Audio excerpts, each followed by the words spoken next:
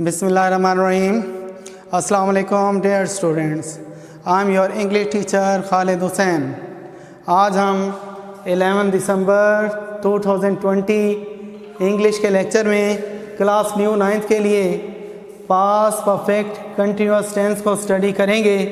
इससे पहले कि हम इस टेंस को पढ़ें या इसका पढ़ना शुरू करें तो मैं इसका इंट्रोडक्शन कराना चाहूँगा। ज़माने माजी का ऐसा फ़िक्रा जिसमें किसी काम का करना या होना जारी भी रहे और साथ साथ मुकम्मल भी होता रहे, तो ये पास्ट परफेक्ट कंटिन्यूअस कहलाता है। इसके बाद हम इसकी आइडेंटिफिकेशन यानी निशानी की तरफ या पहचान की तरफ आते हैं। उर्दू फ़िक्रात के आखिर में ता रहा था, ती रही थी, ते रहे थे वगैरह आता है, या यूँ कह लीजिए उर्दू फ़िक्रात के आखिर में रहा था, रही थी, रहे थे के साथ वक्त का ज़िक्र आता है। हम यूँ भी कह सकते हैं कि पास्ट कंटिन्यूअस में वक्त का ज़िक्र करने से पास्ट परफेक्ट कंटिन्यूअस बन जाता है। फॉर एग्ज़ाम्पल मैं कहता हूँ कि मैं फ़ुटबॉल खेल रहा था, तो ये सेंटेंस पास्ट कंटिन्यूअस कहलाएगा। अगर मैं इसमें वक्त का ज़िक्र कर दूँ यानी मैं 10 बजे से फ़ुटबॉल खेल रहा था, तो ये पास्ट परफेक्ट कंटिन्यूअस बन जाएगा। अब हम इसके स्ट्रक्चर की तरफ आते हैं।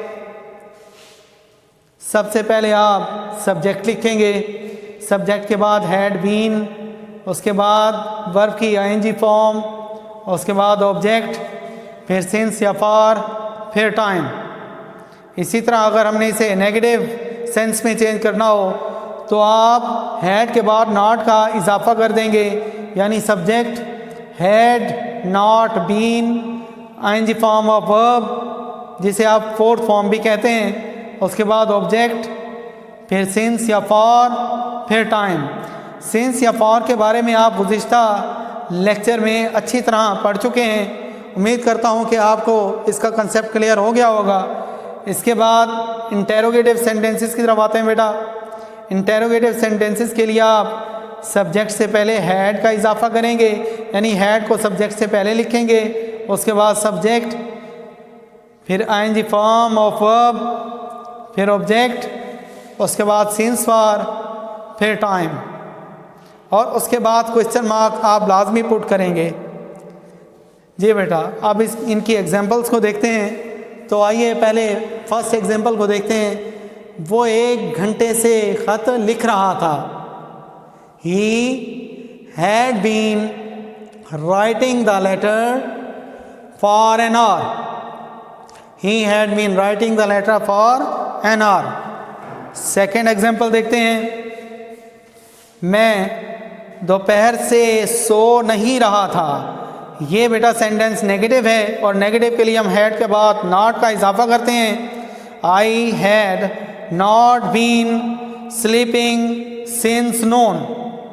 I had not been sleeping since noon. अब हम एग्जाम्पल नंबर 3 की तरफ आते हैं। लड़की 1 बजे से क्यों रो रही थी। ये बेटा क्यों, कब, कैसे, इस तरह के अगर अल्फाज इस्तेमाल हों तो हम उन्हें लिखने के बाद इंटेरोगेटिव जिस तरह बनता है उसी तरह बनाएंगे, यानी पहले हैड और फिर सब्जेक्ट और फिर सो ऑन। जी बेटा, लड़की 1 बजे से क्यों रो रही थी। Why had the girl been weeping since 1 o'clock? Why had the girl been weeping since 1 o'clock?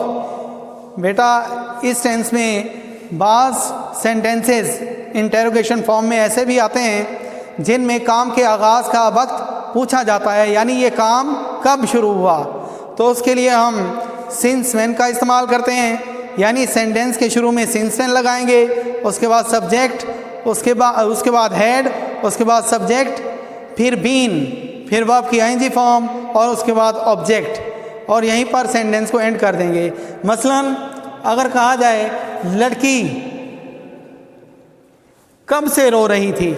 लड़की कब से रो रही थी।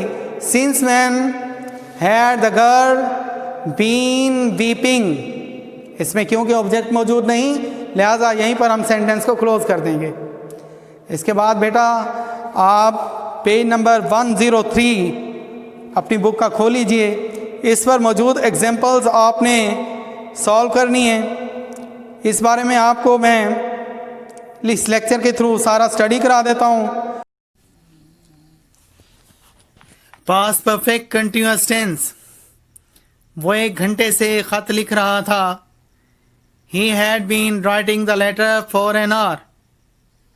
लड़की 10 दिन से ये किताब पढ़ रही थी। The girl had been reading this book for 10 days. मैं 1 माह से तस्वीर बना रहा था। I had been making this picture for a month. Example number 4 देखिए। लोग 4 साल से तुम्हारी वतन वापसी का इंतज़ार कर रहे थे। People had been waiting for your return home for 4 years. Example number 5, हम 9 बजे से मैच खेल रहे थे। We had been playing the match since 9 o'clock. Example number 6, लड़का सोमवार से बुखार में मुब्तला था। The boy had been suffering from fever since Monday. Example number 7, तुम अक्टूबर से इम्तहान की तैयारी कर रहे थे। You had been preparing for the examination since October. Example number 8, वो 1983 से इस मकान में रह रहे थे। They had been living in this house since 1983. Example number 9, मैं 16 तारीख से दरख्त लगा रहा था। I had been planting trees since the 16th. Example number 10, सुबह से बारिश हो रही थी। It had been raining since morning. Example number 12, हम 3 बजे से तैर रहे थे। We had been swimming since 3 o'clock.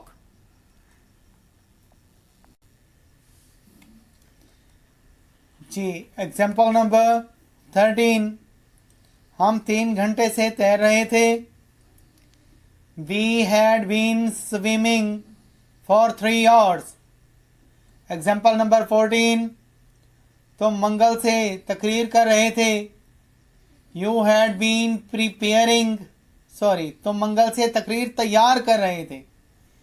You had been preparing the speech since Tuesday. Example number 15, तुम 5 रोज से तकरीर तैयार कर रहे थे। You had been preparing the speech for 5 days. अब अगर इन दोनों सेंटेंसेस को आप देखें तो सिमिलैरिटी है, यानी एक जैसे हैं। फ़र्क सिर्फ इतना है कि इसमें जो है स्पेसिफिक टाइम दिया गया है, यानी मंगल हम जानते हैं कब होता है, लिहाजा हम इसके लिए सिंस इस्तेमाल करेंगे।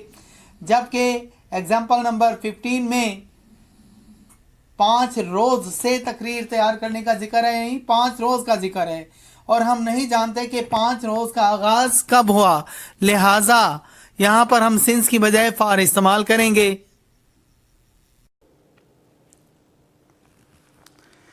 जी अजीज़ तलबा, ये था हमारा आज का लेक्चर। उम्मीद करता हूँ कि आपको अच्छी तरह समझ आ गया होगा। फिर भी इसमें किसी किस्म का कोई इबहाम हो या कोई सवाल आपके जहन में उभरे तो आप मेरे नंबर पर मुझसे रब्ता कर सकते हैं। Thank you.